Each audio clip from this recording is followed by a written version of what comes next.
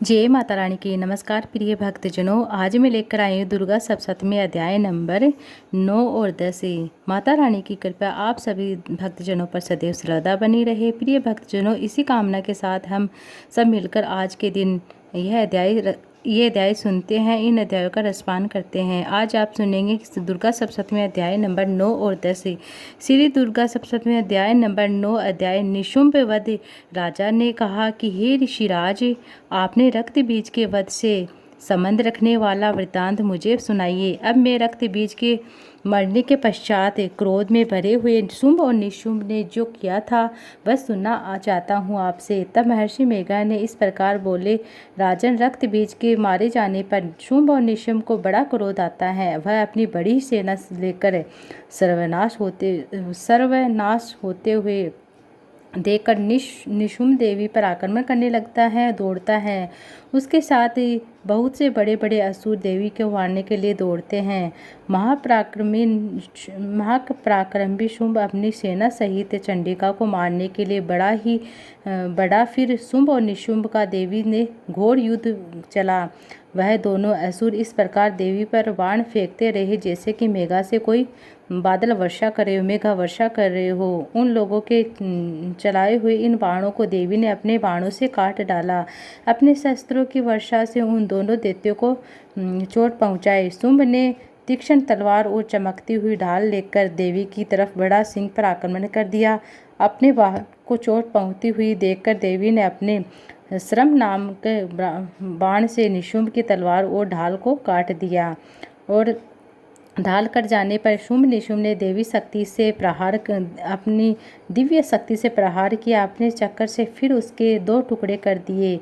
देखकर दैत्य मारे क्रोध से वह जल भून गया। उससे फिर देवी को मारने के लिए फिर दौड़ा, उनकी ओर शूल फेंका, किंतु देवी ने अपने मुक्के से उनको फिर चूर चूर कर डाला। उसे देवी पर गदा से प्रहार किया। देवी ने शूल से गदा को भी भस्म कर डाला। इसके पश्चात वह फरसा से हाथ में देवी की ओर लपकता है। देवी ने अपने तीखे बाणों से उसे धरती पर सुला दिया। अपने पराक्रमी भाई निशुंभ के इस प्रकार से मारे जाने पर शुंभ क्रोध में भर जाता है। देवी को मारने के लिए इतना तीव्रता से दौड़ता है। वह रथ में बैठा हुआ उत्तम आयुध से शोभित अपनी 8 बड़ी बड़ी भुजाओं के सारे आकाश में ढकते हुए शुंभ को आगते हुए देखकर देवी ने अपना शंख बजाना शुरू किया। धनुष के टंकार का अत्यंत दुस्शब्द सुन, साथ ही अपने घंटे के शब्द से जो भी संपूर्ण दैत्य सेना थी वे तेज को नष्ट करने वाला होता है, संपूर्ण दिशाओं को व्याप्त कर दिया। उसके पश्चात देवी के सिंह ने भी अपनी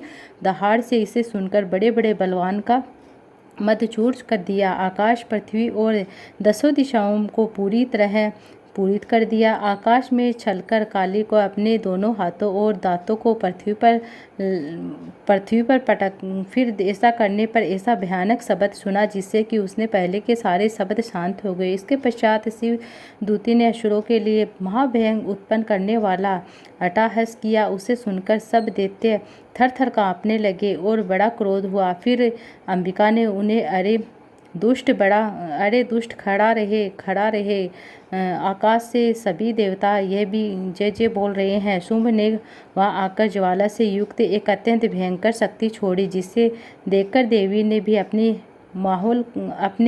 माहौल का नामक शक्ति से उसे काट डाला। हे राजन, फिर तो शुंभ ने सहजता से तीनों लोकों व्याप्त हो गए थे।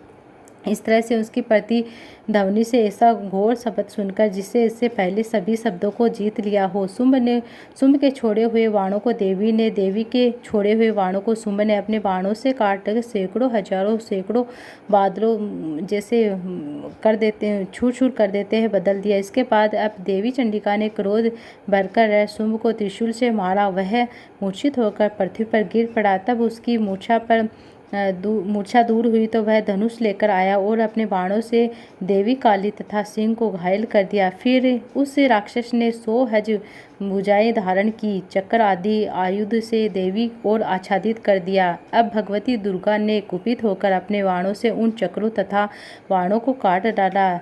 यह देखकर निशुंभ हाथ में गदा लेकर चंडिका को मारने के लिए दौड़ता है। उसके आते देखकर देवी ने तीक्ष्ण धार वाले खड्ग से उसकी गर्दन को काट डाला। उसे फिर त्रिशूल हाथ में ले लिया। देवताओं को दुखी देखने वाले निशुम्भ को त्रिशूल हाथ में लिए हुए देखकर चंडिका ने अपने शूल से उसकी छाती पर प्रहार कर दिया और उसकी छाती को चीर डाला। शूल विदीर्ण हो जाने पर उसकी पराक्रमी दैत्य ठहर जा रहे थे। कहते हैं कि निकला उसको देखकर देवी ने बड़े बड़े जोर से एहसास किया, तभी दैत्य बाहर निकलते ही नहीं पा रहे थे। ऐसा सिर पर अपनी तलवार लिए हुए तलवार से काट डालती थी माता। फिर से क्या था कि सिर के कट जाने के बाद वह पृथ्वी पर गिर पड़ा। फिर सिंह दहाड़ता फिर असुरों का भक्षण करने लगता है। काली शिव की भी राक्षस का रक्त पीने लगी। कुमारी की शक्ति में से जितने भी महादैत्य हुए हैं, बाणों को कमंडल के जल से कितने भी असुर समाप्त हो गए हैं। कई दैत्य महेश्वरी के त्रिशूल से विदीर्ण पृथ्वी पर गिर पड़े हैं। कई वराही के प्रहार से छीन भिन्न हो गए हैं, धराशायी हो गए हैं। विष्णु ने अपने चक्कर से बड़े बड़े महापराक्रमी को कुछ ही क्षण में मार डाला, उन्हें यमलोक पे पहुंचा दिया और इंद्रियों से कितने ही महाबली राक्षस टुकड़े टुकड़े हो गए। कई दैत्य मारे गए, कई भाग गए।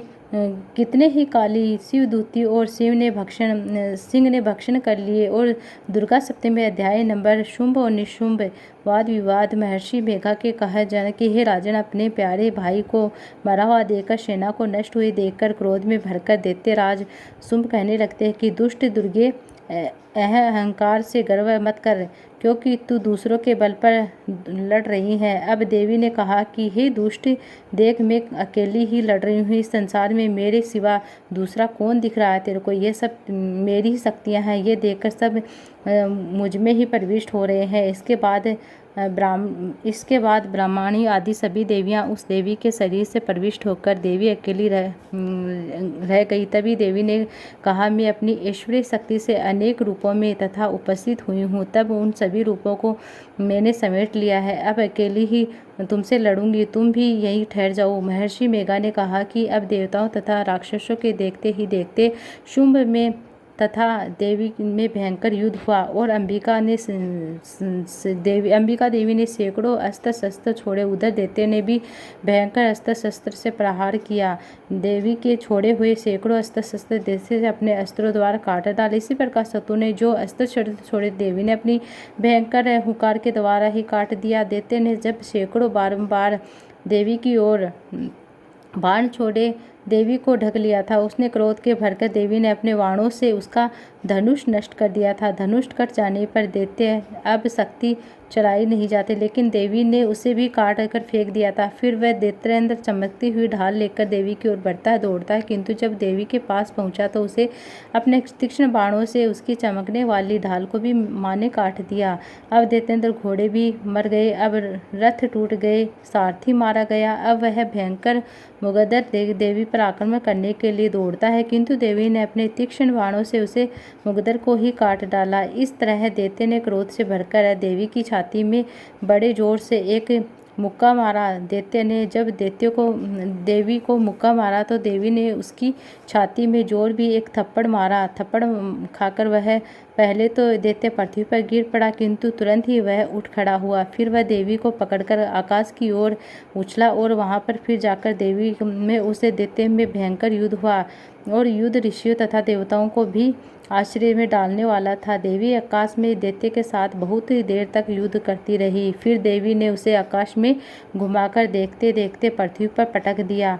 दुष्ट आत्मा दैत्य पुनः उठकर देवी को मारने के लिए दौड़ता है। तब उसको अपनी ओर आता हुआ देखकर देवी ने उसकी छाती पर ठंड करने उसको पृथ्वी पर पटक दिया और देवी के त्रिशूल से घायल होने पर उस दैत्य के प्राण पखेरु उड़ गए। उस दुष्टता स्मार्ट से तथा स्वच्छ हो गया, आकाश निर्मल हो गया। दुष्ट के मारे जाने पर पहले तो वह उथल पुथल सूचक मेघों तथा उल्कापात होने लगे थे वे सब शांत हो गए। उसके मारे जाने पर नदियाँ अपने ठीक मार्ग पर बहने लगी। संपूर्ण देवता का हृदय हर्ष हो गया, हर्ष में भर गए। गंधर्व नृत्य करने लगे, गुणगान करने लगे, सुंदर गान करने लगे। गंधर्व बाजे बजाने लगे, अप्सराएं नृत्य करने लगी, पवित्र वायु बहने लगी, सूर्य की क्रांति स्वच्छ हो गई। यज्ञशाला की बुझी हुई अग्नि भी प्रज्वलित हो उठी, चारों दिशाओं में शांति फैल गई। जय माता दी आज के माध्यम से पूर्ण हुई है और इसके आगे के वृत्तांत आप सभी अगले अध्याय में सुनेंगे।